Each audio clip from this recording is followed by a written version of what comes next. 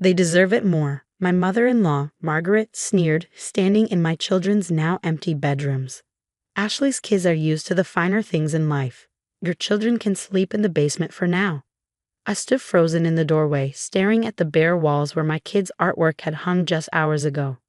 All their belongings, photos, toys, books had been carelessly tossed into boxes and dumped in the basement.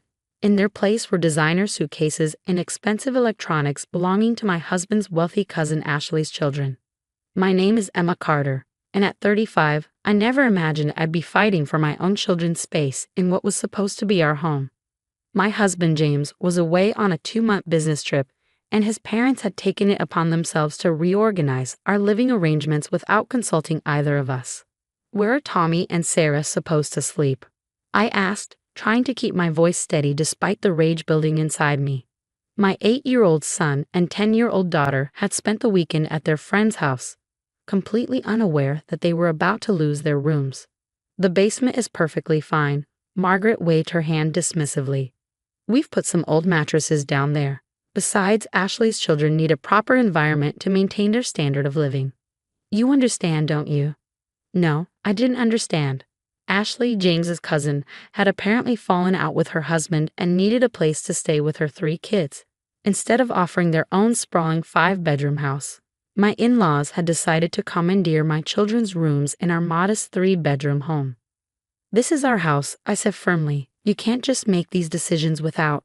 Actually, dear, my father-in-law, George, interrupted, emerging from Tommy's room with a smug smile. This house belongs to us.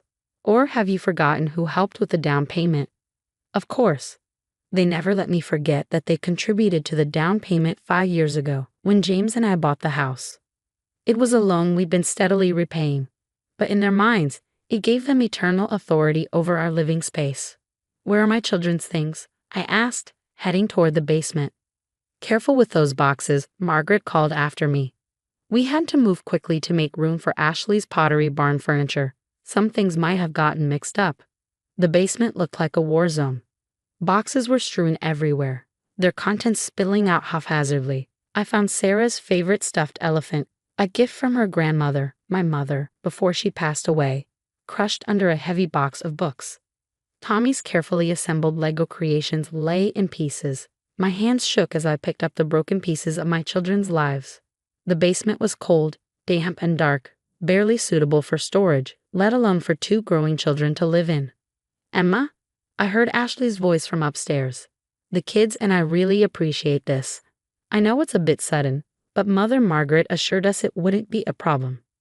I climbed back upstairs to find Ashley, perfectly manicured and dressed in designer clothes, directing movers to bring in more furniture. Her 3 children stood nearby, tapping on their iPads, completely oblivious to the chaos they'd caused.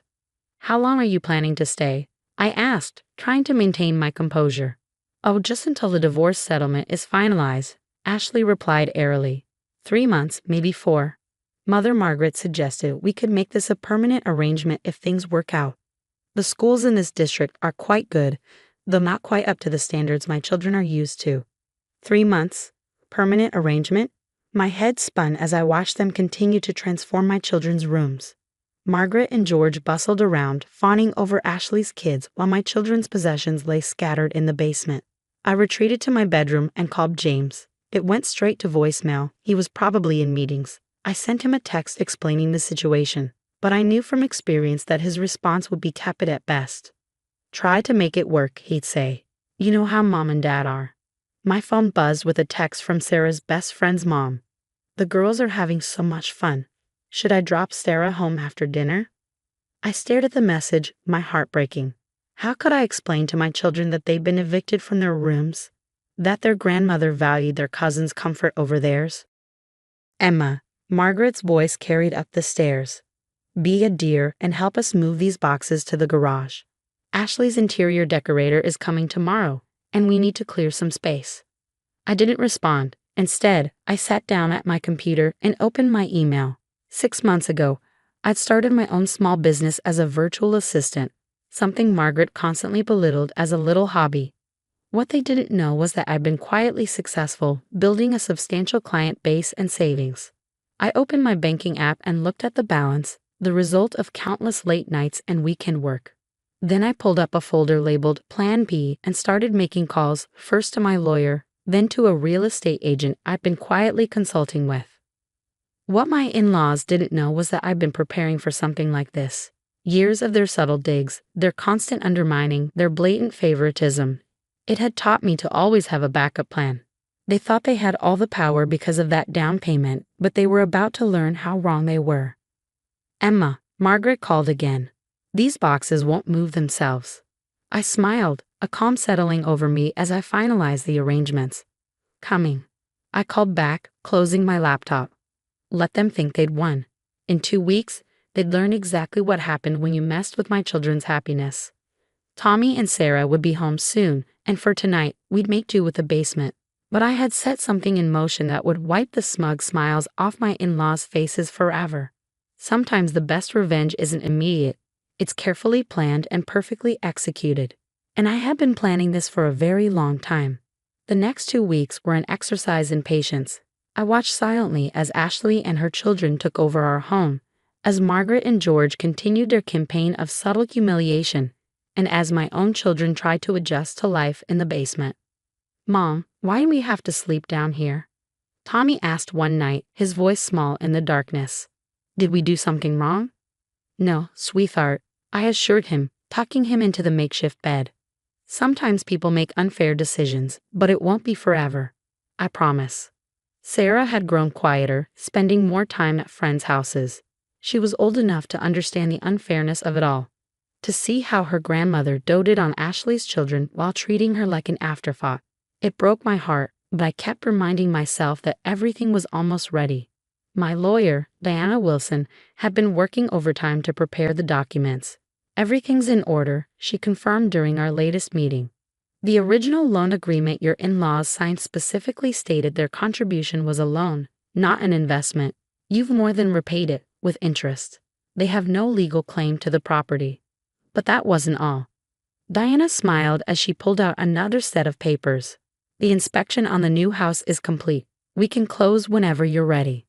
I've been searching for a new home for months, long before this incident. Something about Margaret and George's increasing interference had warned me to be prepared. The house I found was perfect. A beautiful 4-bedroom colonial just outside the city with a huge backyard for the kids and, most importantly, far from my in-laws' reach. Ashley continued to redecorate my children's rooms, spending obscene amounts of money on furniture and decor. Margaret came by daily, bringing special treats for Ashley's kids while barely acknowledging Tommy and Sarah. George made grand announcements about how this arrangement would benefit everyone. I documented everything, every dismissive comment, every instance of favoritism, every time they made my children feel unwelcome in their own home. James finally called after receiving my messages. "Honey, you're overreacting," he said, his voice distant. "Mom and Dad are just trying to help Ashley through a difficult time." "By throwing your own children into the basement?" I asked quietly. "It's temporary," he insisted. "Just try to make it work until I get back." I hung up without responding. James had always chosen the path of least resistance when it came to his parents. Well, this time he'd have to deal with the consequences of that choice. The pieces of my plan were falling into place. Diana had filed all the necessary paperwork. The movers were scheduled. The new house was ready. I even enrolled Tommy and Sarah in their new school, which had a much better academic program than their current one. "Mrs. Carter," Margaret cornered me in the kitchen one morning. "Ashley's decorator thinks the basement would make a lovely playroom for the children. Could you clear out your things by the weekend?" I smiled, a genuine smile that seemed to unsettle her. "Of course, Margaret. I'll take care of everything this week." She looked suspicious at my easy agreement but didn't press further. That evening, I started packing, but not in the way they expected. While everyone slept, I quietly boxed up our important possessions, family photos, documents, treasured memories. The moving company would handle the furniture later. 3 days before my plan was set to unfold, George made an announcement at dinner. "We've been thinking," he said pompously, "since this arrangement is working so well, we should make it official. Ashley's lease on her old place is up next month, and this would be perfect for everyone." "Perfect," Margaret echoed, beaming at Ashley's children while my own sat silently at the far end of the table. We can convert the basement into a proper living space for Tommy and Sarah. I watched them make plans for my home, discussing renovations and arrangements as if they owned the place. As if my children's feelings didn't matter. As if I had no say in any of it. That night, as I helped Sarah with her homework in our cramped basement corner, she looked up at me with tears in her eyes. "Mom, are we going to live down here forever?" I pulled her close, breathing in the scent of her hair. "No, baby. In fact, I have a surprise for you and Tommy. But you have to keep it a secret for just a few more days. Can you do that?"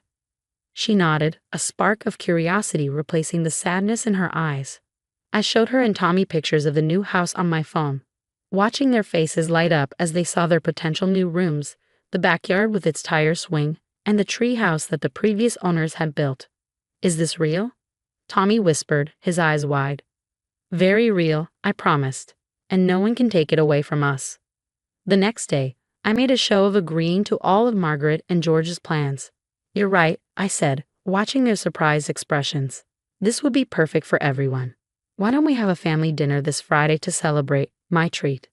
Margaret was suspicious of my sudden cooperation, but she couldn't resist the opportunity to celebrate her perfect plan.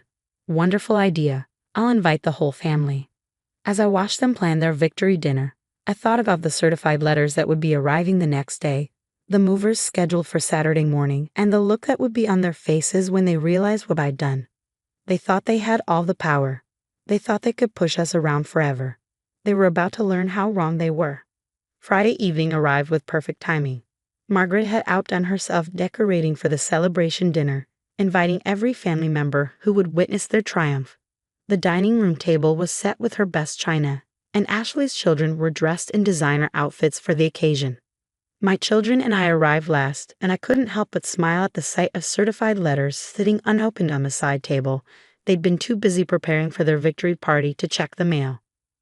"Emma," Margaret called out, "be a dear and fetch the wine from the basement." "Of course," I replied pleasantly. "But first, shouldn't we open those letters? They look important." George waved dismissively. "They can wait until after dinner."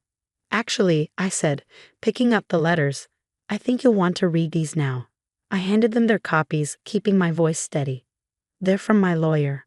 The room fell silent. Margaret's hand shook slightly as she tore open the envelope. I watched their faces as they read, watched the color drain from their cheeks as understanding dawned. "What is this?" George demanded, his voice rising. "You're serving us with repayment confirmation and a notice of property rights?" "That's right," I said calmly. "The loan you provided for our down payment has been repaid in full, with interest. As clearly documented, it was always a loan, not an investment.